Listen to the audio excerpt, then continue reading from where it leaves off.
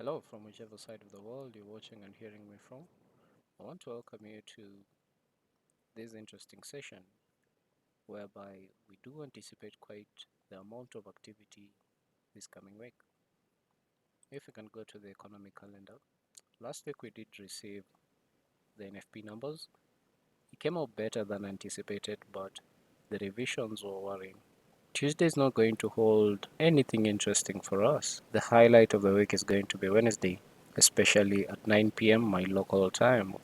We do anticipate the federal funds rate, where we anticipate the Fed are going to hold the interest rates at 450 basis points. But the highlight is going to be 30 minutes later, the FOMC press conference, and we want to hear from Jerome Powell.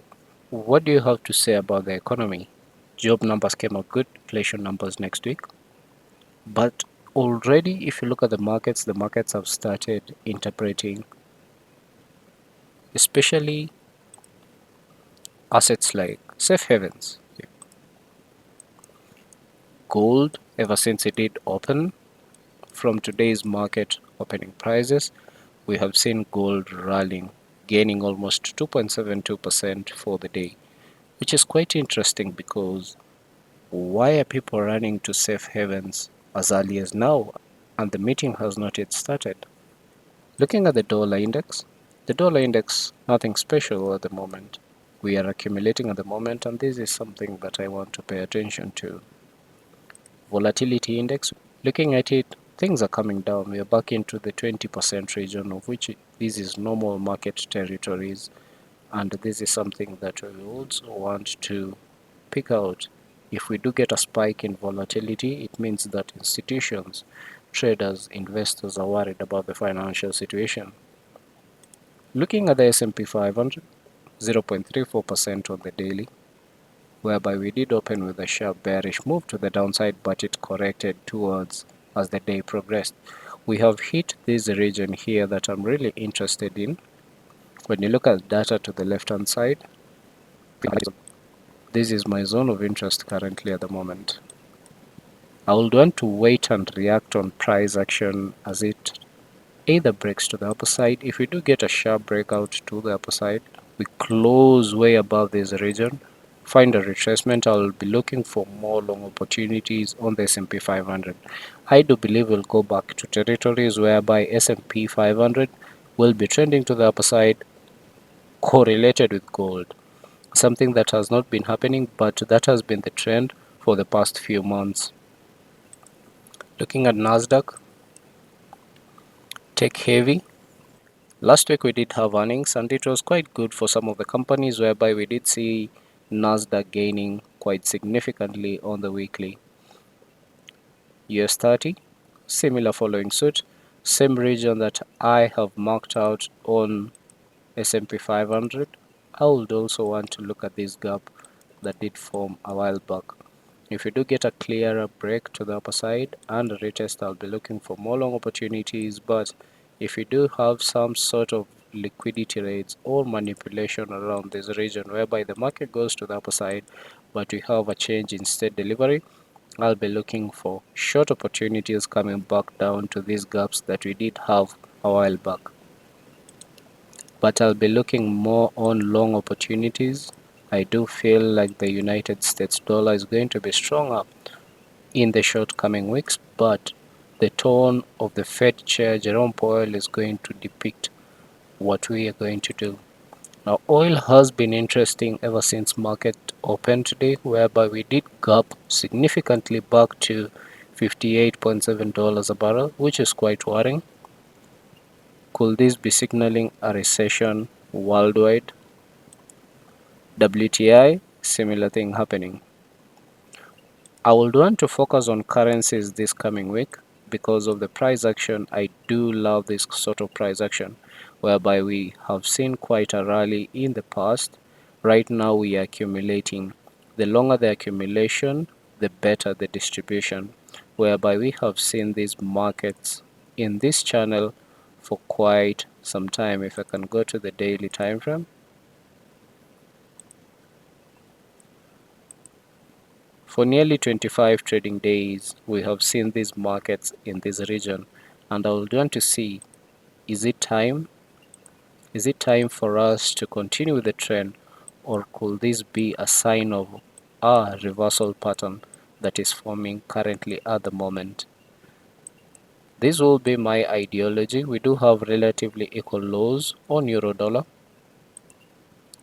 below this region over here at 1.12619. What I would want to see is a clear rate of liquidity whereby the market taps into these regions. We have a change in state delivery for a further continuation to the upper side, maybe attacking these highs that we did form back towards the end of April at 1.15729. This is something that I would want to be looking into. Stop loss is going to be very subjective as a result of the entry price. My target profit is going to be those highs, which is a good risk to reward ratio. If I can have my stop loss at 50 pips to give myself some breathing room, it still is a 1 to 6 risk to reward ratio, quite healthy to take in the financial markets.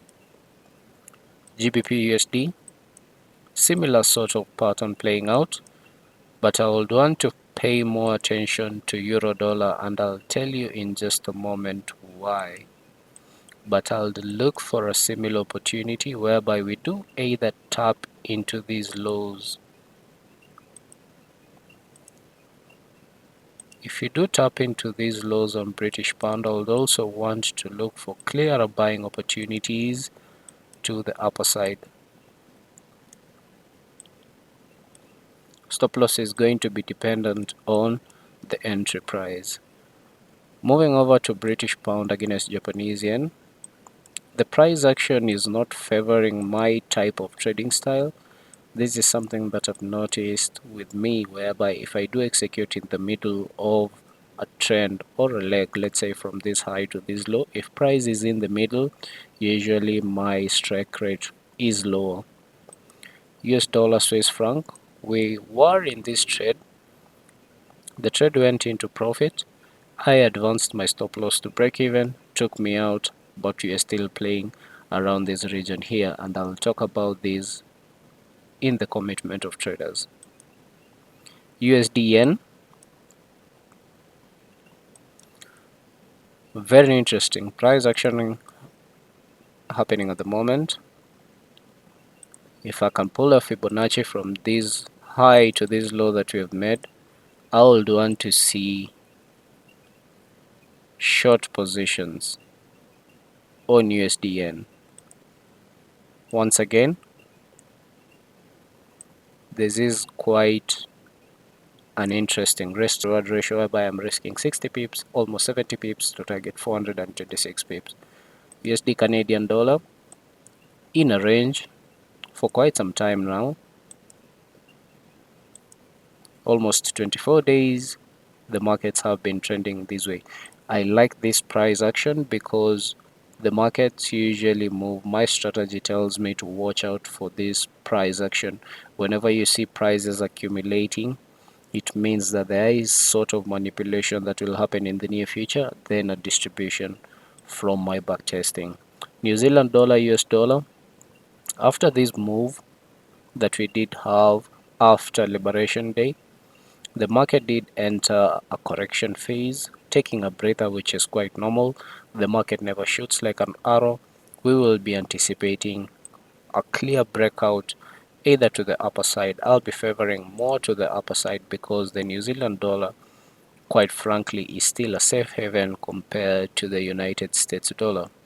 Switching gears to the commitment of traders, starting off with metals, I will go to disaggregated futures only.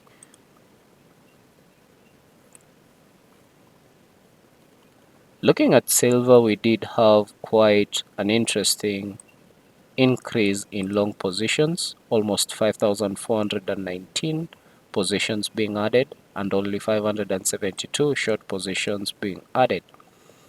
Gold was the interesting commodity whereby 15,000 positions were offloaded from longs and 638 positions were offloaded from shorts, which represents the price action that we did see last week, whereby there was a slight selling of gold in the markets.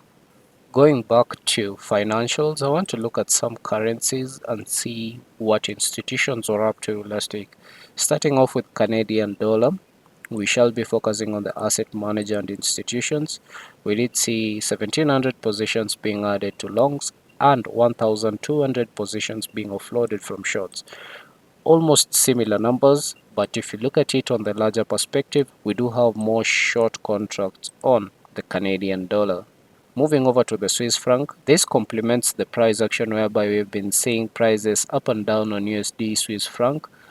2000 positions were offloaded, while at the same time 842 positions were offloaded from longs. British pound US dollar, 2000 positions were added to longs, 1841 short positions were offloaded. Japanese yen, very interesting. I am looking to buy the Japanese yen, but if you look at the commitment of traders, 2,509 positions were added to longs, while at the same time 4,783 positions were offloaded. If I can take you back to a chart of USD JPY, we did see quite a significant amount of short positions being offloaded, meaning institutions were covering their short positions. Looking at price action, we did see quite a rally on USD JPY. This was the result of institutions covering their net long positions on the Japanese yen. Euro, very interesting, 421,000 long positions and only 120,000 short positions. But the changes, very interesting, almost 2,400 positions being added to longs, while at the same time almost 3,000 positions being offloaded from shorts. Australian dollar, 3,359 positions being offloaded from long positions, while at the same time only 4 short positions were added. Quite interesting.